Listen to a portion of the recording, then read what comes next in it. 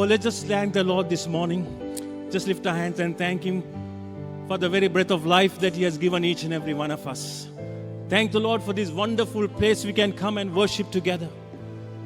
Because when 2 or 3 are gathered in His name, He is in our midst.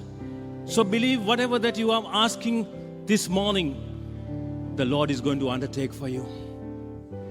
He is never a God who will turn away from us. And He just wants to touch each and every one this morning. But let us open up our hearts this morning and say, thank you, Jesus, for being with us this morning, Lord. Be still for the presence of the Lord. The Holy One is here. Come bow before Him now with reverence and fear. In Him no sin is found.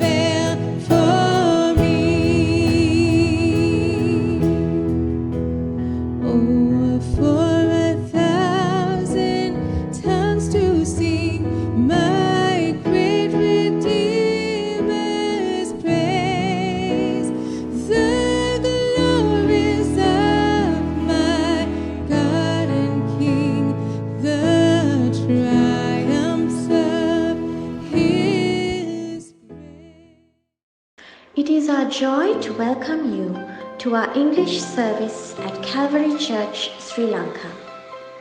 Our prayer is that you will worship the Lord Jesus Christ in spirit and in truth. May His holy word bring instruction, conviction, peace, and comfort into your life. May you be transformed as you experience the love of Jesus, which is a love like no other. We would love to hear from you, pray for you, and get to know you better.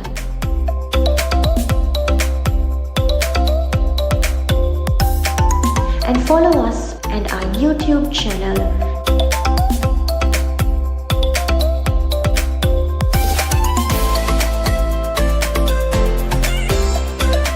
on Facebook,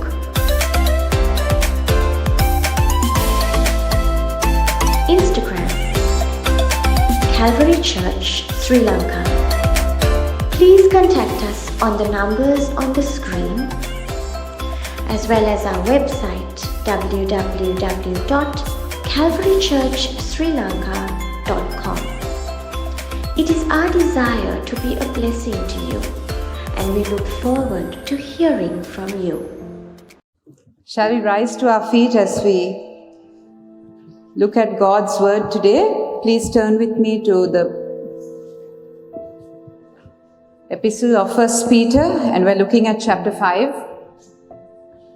verse 5 to verse 11. Likewise, you younger people, submit yourselves to your elders. Yes, all of you be submissive to one another and be clothed with humility. For God resists the proud, but gives grace to the humble. Therefore, humble yourselves under the mighty hand of God, that He may exalt you in due time, casting all your care upon Him, for He cares for you. Be sober, be vigilant, because your adversary the devil walks about like a roaring lion, seeking whom he may devour. Resist him, steadfast in the faith, knowing that the same sufferings are experienced by your brotherhood in the world. And may the God of all grace, who called us to His eternal glory by Christ Jesus, after you have suffered a while, perfect, establish, strengthen, and settle you. To Him be the glory and the dominion forever and ever. Amen. Father, we commit this time of sharing your word, of understanding your word into your hands. Spirit of God, I pray that you will brood over us this morning, and that you will enlighten our hearts and our minds, and more than anything, speak to us, transform our lives, transform our behavior, and let us shine as lights in this dark world for the glory of your name. In Jesus' name we pray. Amen. Today we are looking at this passage of scripture. As I shared with you a couple of weeks ago when we looked at 1 Peter, 1 Peter was written to scattered and shattered Christians, scattered all over the place and shattered because they were undergoing persecution of various forms. But here towards the end of this epistle written by the Apostle Peter, he starts off the chapter with, personally for me, one of my favorite passages of scripture, because he talks about how to shepherd the flock and the awesome responsibility that God has given not just to appointed pastors, but to all those who are called to nurture, to look after others in the Lord. If you're a cell group leader, if you're a mentor, if you are someone who is shepherding the sheep in any form, it doesn't matter whether it's 1,000 or whether it's 1 or 2. This passage in 1 Peter chapter 5, the first few verses are written to encourage us and to teach us how we should serve and how we should be exemplary and how we should have the chief shepherd as our pattern when we seek to shepherd those whom He has entrusted to us. But Peter moves on in chapter 5, verse 5, in the passage we read today, and kind of gives a transition by using this word likewise. And then he says a sentence that should kind of delight older people and parents all over the world at all times, when he says, likewise, you younger people, submit yourselves to your elders. But it's short-lived, because in the next sentence itself, he encompasses this concept of submission to be something not just required of those who are younger, submitting to those who are elder, perhaps not just in age, but those who are more mature as well. But he encompasses it to say that as the body of Christ, we should be submissive to one another. And we see this same thought echoed by Paul in Ephesians, where he talks about, mutual submission before he goes on to talk about submission even in the family order. So we see this concept of submitting to one another, of serving together. And this morning, I just want to share a few thoughts with us as the body of Christ, how we can be a team, how we can work together with one another in the kingdom and accomplish the purposes that God has planned for us. In this passage, we see a few key heart positions that we need to nurture and cultivate within us as we serve together in the kingdom of God, as well as when we journey in our own individual walk with the Lord, wherever He has placed us, wherever we are. In our home, we are a team with our family. In our workplaces, we are a team with our colleagues. In our school, we are a team with our fellow students. So wherever you find yourself in this world on a day-to-day basis, remember that you're not there just as a single person, but you are there to uplift and support and work together with one another. And Peter shares with us a few, positions of our heart, ways in which we can position our heart so that we will be team players who accomplish for the kingdom what has to be accomplished. And he firstly talks about this concept of submission, and he quotes a verse from Proverbs when he says that God resists the proud but gives grace to the humble.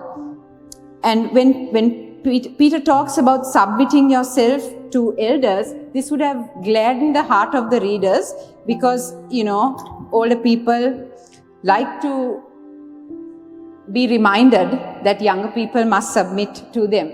I mean, as a parent, I remind my kids about that all the time, that I'm the parent and they are the children and they have to do what I say. Sometimes I don't say those things in the godliest of ways, but I am glad that this line is there in scripture.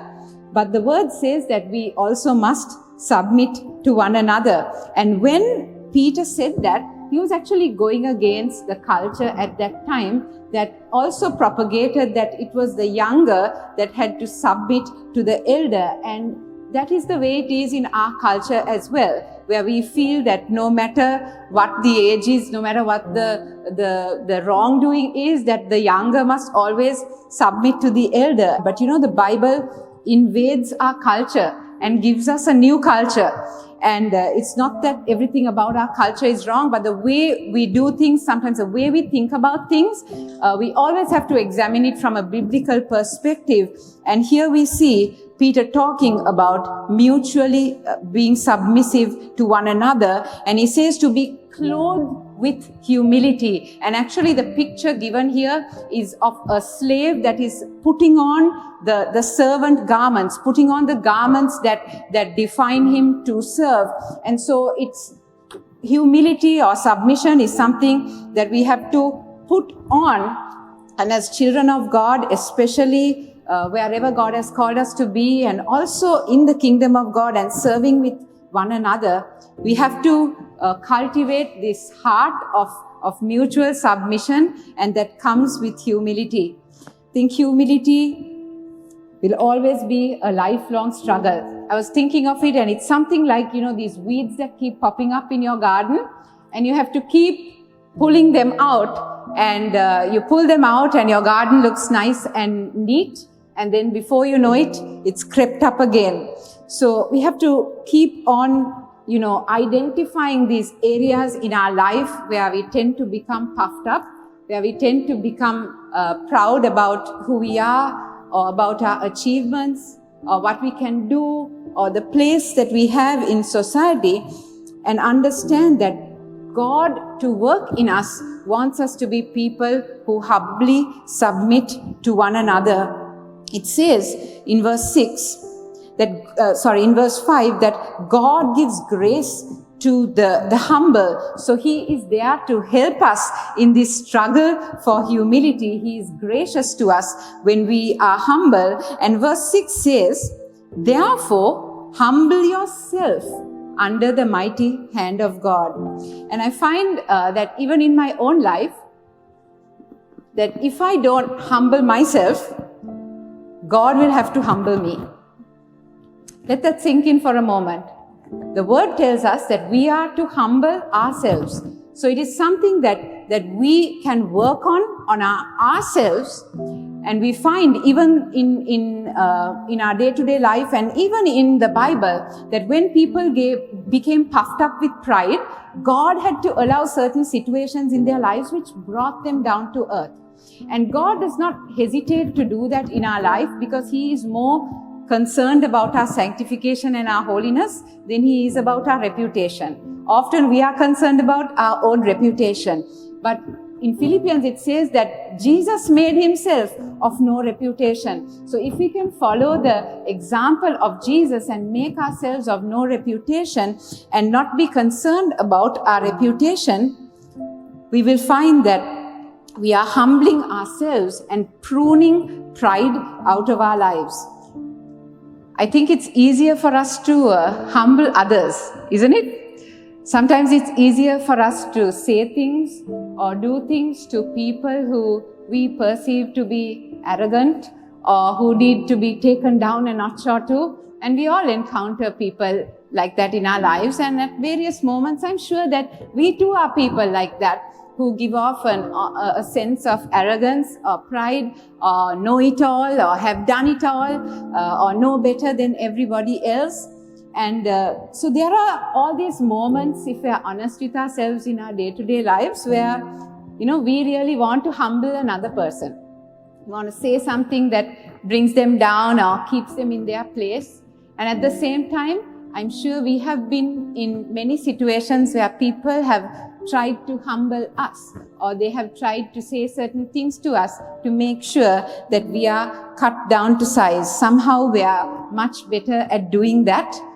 But the Word of God says to humble yourself under the mighty hand of God. So God is giving that responsibility of developing a heart of humility to each one of us. He doesn't give us the responsibility to humble anybody else, but He solely entrusts that responsibility of living a humble life and cultivating a heart of humility to us, about us. It's for us alone. And I pray that even as we read the word of the Lord this morning, that God will show us areas in each of our lives which need to be brought under the mighty hand of God. And connecting to this, verse 6, which says, therefore humble yourselves under the mighty hand of God, that He may exalt you in due time, we find verse 7, casting all your cares upon Him, for He cares for you. Now this verse is very much like, I can do all things through Christ who strengthens me. It's one of those verses that we tend to quote a lot. Sometimes we take it out of context and quote it to mean that whenever you have a worry, whenever you have a struggle, you can cast it onto the Lord because He cares for you. And even though that's taken out of context, the truth of this verse is that at any time we can cast all our worries and our fears and our cares on the Lord because He cares for you. That's the attribute of God, that He is a caring God, that He is a loving God, is true in all circumstances. So we can cast our cares, we can cast our burdens, we can cast our fears upon Him at all times and have the confidence that He cares for us. But when Peter quotes, when Peter said that in this context, what he was talking about was humbling ourselves, and how the very act of humbling ourselves, of making ourselves of no reputation, of bringing ourselves low down, giving preference to others, giving honor to others at times, it makes us vulnerable, makes us concerned about certain things. And it is those cares and those vulnerabilities and those kind of burdens that come with humbling ourselves that we can roll onto the Lord because we have this confidence that He cares for us. You know, when you bend down to serve someone, even when Jesus knelt down and was at the feet of the disciples and washed their feet, one of the most humbling acts which we find in the New Testament, the potential is there when you bow low, when you get down to the ground, when you humble yourself, that opportunity is always there for someone to kick you, right? Not physically, but whenever you bring yourself low, you are opening up yourself to, being kicked by people, sometimes verbally, sometimes in other ways. You're opening yourself, you're making yourself vulnerable. But that is the context in which Peter is encouraging us as God's people and telling us that don't be afraid, don't be scared to humble yourself in all things. Because when you do that, you can cast all your care upon Him, for He cares for you. This attribute of caring is unique to our God. Amen? Not only does the Bible tell us that He is a God who cares for us in a verse like this, but right throughout the story of the Bible, right throughout God's dealings with His people, we find that He loved His people, He cared for them, He looked after them, He was a shepherd to them, and that is the same caring, loving God who is right here in our presence this morning. I want to read a few passages from Scripture that just show us what a caring, loving God we have. Deuteronomy chapter 32. And I'm reading this because it's possible that this morning you might be in a situation where you are humiliated, where you are of no reputation, where you are being kicked around by someone. And I want to encourage you from the word of the Lord that you can cast that care, you can cast that burden, you can cast that situation on the Lord, because He's not far from you at this moment. He sees where you are, He sees what you're going through, and He loves and cares for you. Deuteronomy chapter 32 and verse 10 says, He found him in a desert land, and in the wasteland a howling wilderness. He encircled him, He instructed him, He kept him as the apple of His eye.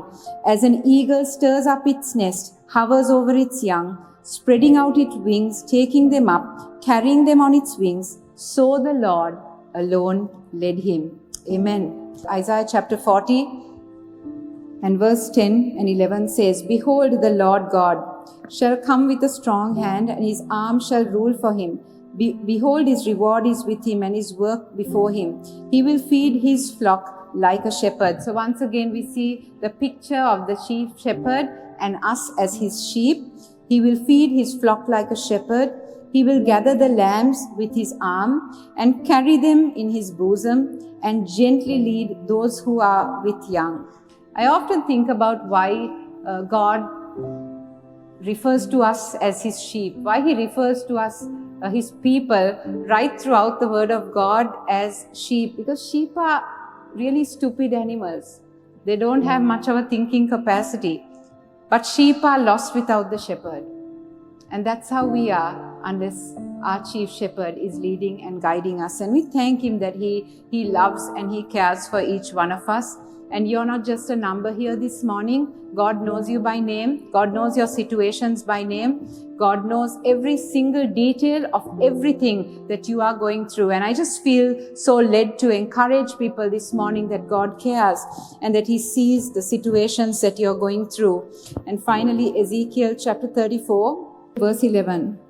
For thus says the Lord God, Indeed, I myself will search for my sheep and seek him out. As a shepherd seeks out his flock on the day he is among his scattered sheep, so will I seek out my sheep and deliver them from all the places where they were scattered on a cloudy and dark day. And I will bring them out from among the people and gather them from the countries, and I will bring them to their own land. I will feed them on the mountains of Israel, in the valley, and in all the inhabited places of the country. The verses that I'm reading to you this morning are just a glimpse of what the Bible shows us about the care and the love and the shepherding heart of our God.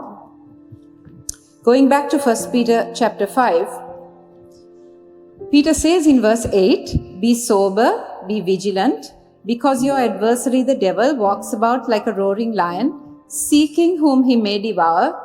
Resist him, steadfast in the faith, knowing that the same sufferings are experienced by your brotherhood in the world.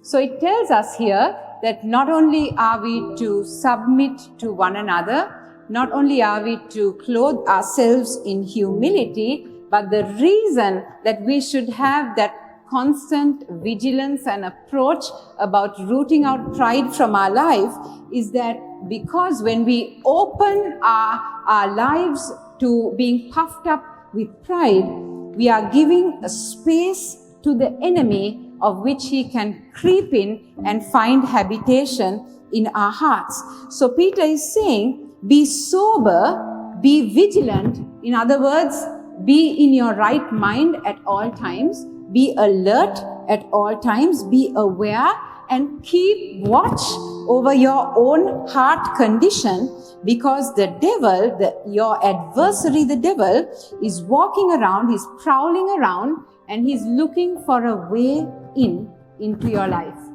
You see, pride is a very dangerous sin, because even the word tells us that God opposes the proud. We find in many places that when people resist the Lord, that he kind of leaves them alone. He takes his hand off them and he kind of leaves them to their own devices. But where the sin of pride is concerned, especially in the hearts of those who profess to know the Lord, the word says that God opposes. So he goes after those who are prideful. And so here is God kind of coming after us when we have pride in our heart. And on the other hand, we have this enemy prowling around us, roaring around us, and seeking a way into our hearts. And you know, the voice of the enemy, when it's speaking into our hearts which are puffed up with pride, seem to practically say things like this: you deserve better.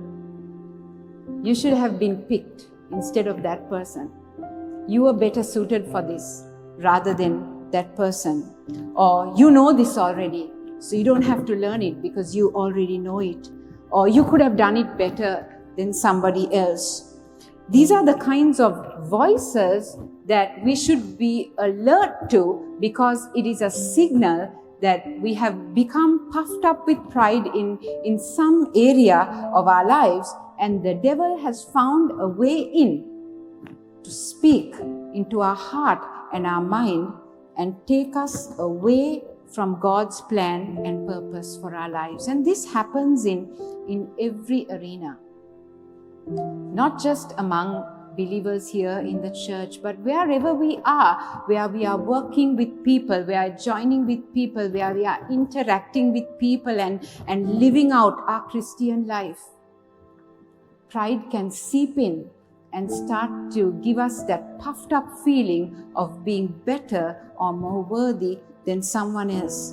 And what is Peter's answer? It's not run away. It is not deny or just deny that, you know, this situation exists. His answer is in verse 9, resist him, steadfast in the faith, knowing that the same sufferings are experienced by your brotherhood in the world. So you stand and fight. You identify, yes, my heart has got spoiled, my heart has got contaminated, and the devil is trying to find a way in. But what am I going to do? I'm going to root it out. I'm going to come against it in the power of the Holy Spirit. I'm going to wage warfare. And as I do that, I'm going to do that in the confidence that I am not alone in this struggle. I'm not the first person who has had to humble myself. I'm not the first person who is having to face insult or accusation from people. But believers all over the world are struggling with us, are warfaring with us in this same struggle to keep our hearts pure and humble and holy before the Lord. You are not alone. I am not alone. But denying it is not the answer. Explaining it away is not the answer. Trying to cover up our feelings or our thoughts or our actions is not the answer. But recognizing where we have become puffed up, recognizing those areas where we have got a big head and thought of ourselves more highly than we ought to. And speaking to the enemy and saying, I will not give you a space in my life. I will not give you a space in my ministry. And then finally Peter goes on to say, verse 10, but may the God of all grace, who called us to his eternal glory by Christ Jesus, after you have suffered a while, perfect, establish, strengthen, and settle you. To him be the glory and the dominion forever and ever. Amen. So he prays this prayer over those whom he addressed his epistle to. And he prays that God, who is so rich in grace and mercy, would help us to endure through our periods of humiliation, through our periods of suffering, of our periods of being made vulnerable. We can't escape the suffering, but we can go through it knowing that it is for a limited time. It is for a little while. And during this time, he is perfecting us, he is sanctifying us, he is making us holy, he is establishing us, he is strengthening us, and he is settling us. And one day all this will be over and we will be in eternal glory with him.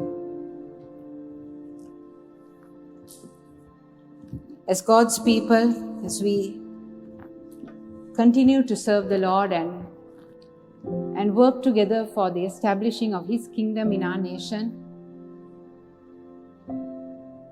these are simple truths, but things that we have to continuously apply to ourselves, young and old, all the time. And we have to keep revisiting these scriptures, and we have to keep taking them and making them interact with our lives in a way that it actually addresses the kind of behavior patterns that we walk in, the kind of things that we think about, and the kinds of things that we discuss with one another. No one is beyond being puffed up with pride. And sometimes the more we serve the Lord and the better we get at it, we might even come to a place where we are proud of our humility. Having confidence in what God has called us to do, and being secure in the fact that no matter who we are and what we do, he still loves us and he cares for us, is a different thing. God doesn't call us to continuously berate ourselves or insult ourselves or speak false things about our skills and abilities, or try to deny that, we are able to do something when, we really can do it and we know we can. He loves us no matter what we do or can do, no matter what our skills and talents are. We are accepted by him, and we can have that confidence as his children. But despite that confidence, continually rooting out the weeds of pride in our lives and allowing God to work in our hearts and make us of no reputation is something that we will have to journey with and struggle with right through our Christian life. Because just that moment when you think, okay, I've rooted out pride and I'm very humble, is that moment when you realize that you've become proud about your humility. So it's going to be a lifelong struggle. It is a lifelong struggle, and none of us have come to that place where we have achieved it. Sometimes you hear people say about others, so and so is a really humble person. And whenever I hear that said, I think, how do we really measure humility in others? I don't think we can. Humility is something that is inside of us, and that's really something that God sees. And I thank God that he sees it, because there are these things that we have to do simply so that God sees, and not be concerned about what others see and what others think. Sometimes the most arrogant person as perceived by us may be someone who has a real humble heart in the sight of God. And maybe God is calling us as his people to be a little more fruitful in his kingdom by focusing on the right things and not being too concerned about our role in humbling other people, but being more focused on making sure that we humble ourselves under the mighty hand of God, and that he is given permission to do whatever he wants us to do for his glory. the way we serve the Lord and the manners in which we serve Him may be different as our energy decreases or as our abilities change. And of course, we want to open the doors for the young to join and serve the Lord. Of course, but you know what? We can do it together. There is space for everyone in the service of the King. Some don't have to get out for others to come in. And it is a unique thing about the local church that we join together no matter what our background, no matter what our age is, no matter what our skills and talents are, that everyone is needed, everyone has something to contribute to the body, and we have to come together, leaving aside all our personal preferences and ideas, and we need to join together and serve the Lord. And this is a small season that God has given us even as we are able to come together. So I just want to leave this thought with us this morning.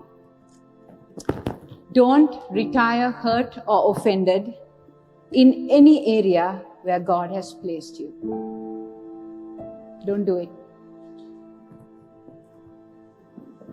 God may have placed you here in some ministry. God may have placed you in a workplace where you are serving with others.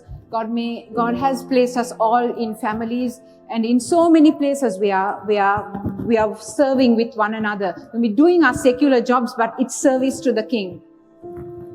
But don't retire hurt. Don't retire offended in any of those places where God has placed you. Because if you are willing to be nothing, God will make something out of you. Isn't that a wonderful statement? Charles Spurgeon said it. If you're willing to be nothing, God can make something out of you. Let us pray. Let's just take this time to search our own hearts.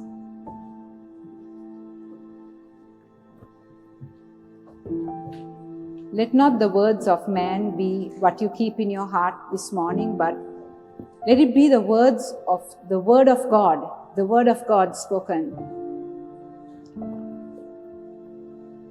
that really should purify us and free us this morning.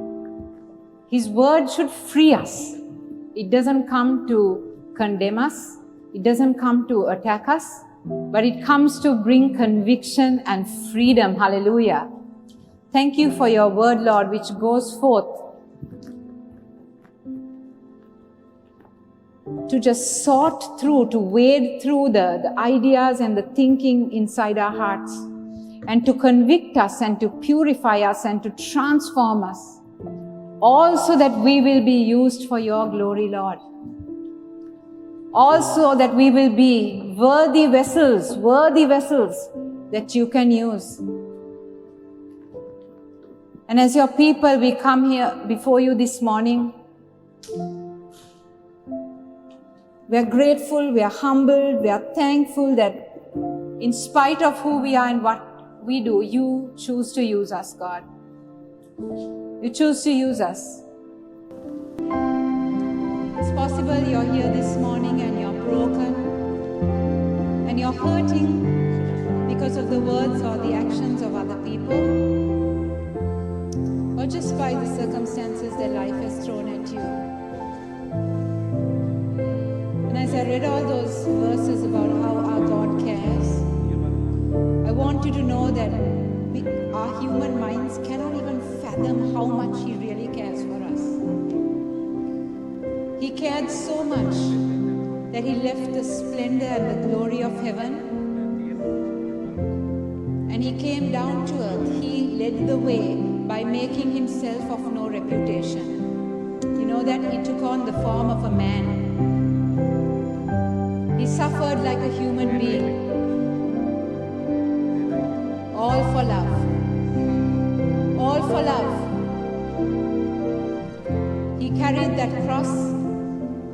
He was beaten, mocked and scourged. He was nailed to the cross and crucified. He endured separation from the Father in that moment when He carried the sins of the world upon His shoulders. Why?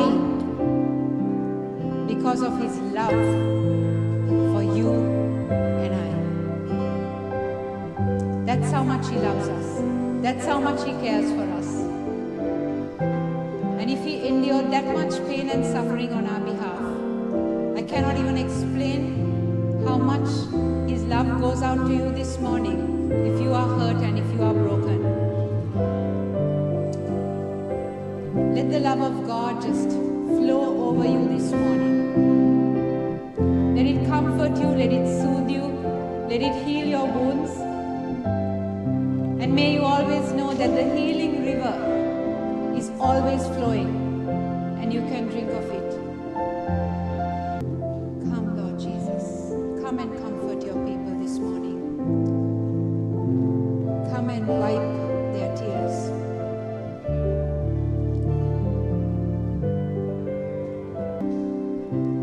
Come, let us worship and bow down. Let us kneel before the Lord, our God, our Maker. Oh, yeah. Come, let us worship and bow down. Let us kneel before the Lord, our God, our Maker. For He is our God, and we are the people of His pasture, and the sheep of His hand, just the sheep of His hand. Come, let us worship. Come, let us worship and bow down.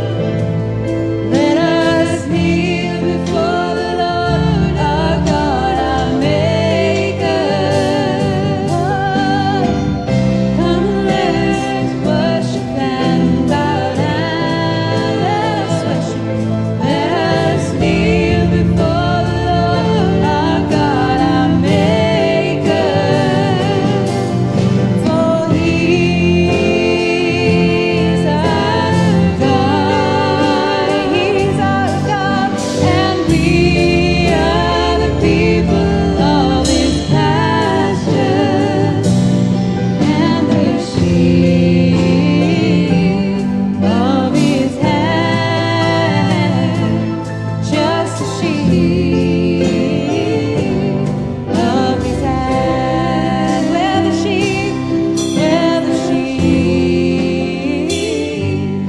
of His hand, just the sheep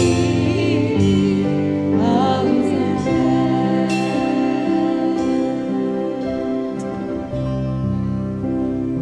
The grace of our Lord Jesus Christ, the amazing love of God the Father, and the comforting presence of the Holy Spirit be with us all, now and until Jesus comes.